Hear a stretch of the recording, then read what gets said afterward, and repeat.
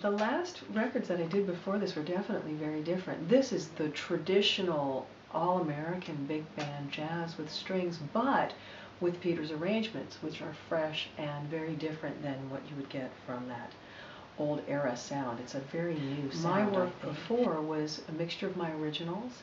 I was playing acoustic guitar, and the material leaned towards more of a folk fusion rock feel. And I had such a jazz background that certainly some of the voicings that I would use, or the way I would use my melodies in my writing, leaned into that jazz feeling. And everybody kept saying, you should be singing more jazz. So doing this project with Peter and having the opportunity to use arrangements that brought in such an array of musicians and such a different cast of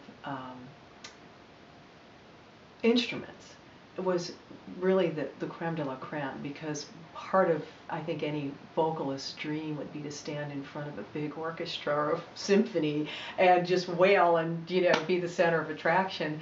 And even though we didn't have a huge orchestra and full-on string section, the arrangements that Peter put together brought in such a feeling that really reflects that. And with the bit of string tracks that we had done by the fabulous Pete Levin in New York, and the different horn players from tenor sax to alto sax to baritone to trombone. And Scott Whitfield came up from LA, who's very much in demand down there, and he was tremendous to work with. Fred Lipsius from back in Boston, who sent us tracks on a few songs that was just phenomenal. He was the musical director for Blood, Sweat, and Tears way back, and wrote the song Spinning Wheel.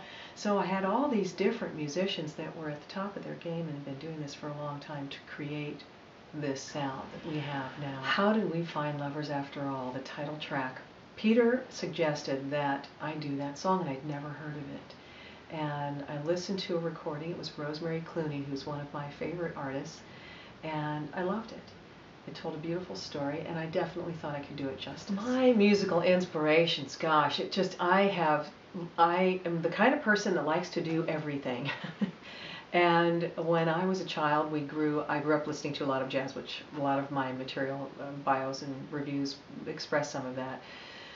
And then, of course, Joni Mitchell was on the scene, and I came into her during a later part of her career. She started out, I wasn't as familiar with her when she started in the beginning, but when she started working with the likes of Pat Metheny and Lyle Mays, I was all over that sound, and that's what I wanted to do. I wanted to write material and be as fabulous as she was, and of course she's the goddess, she's the queen, and she was quite an inspiration. So why, people asked me, was it that I felt that I shouldn't do Come Sunday? And it wasn't that I didn't feel I shouldn't do it, but it had such heritage connected to it from the African American culture and the depths of what people had to go through. And I felt, gee, is it really my place? Will I do it justice?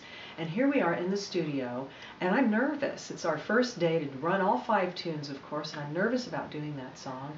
And our wonderful engineer, Jim Stern, had said, just get in there and sing it with your heart and soul like you are. You're going to do great.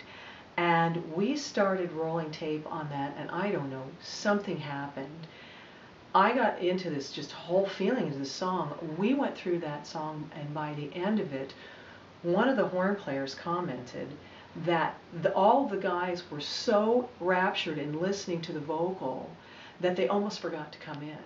And that apparently never happens in the studio with chick singers and horn players. And, you know. Oh, dear Lord of love, God Almighty, God of love, please look down and see my people through.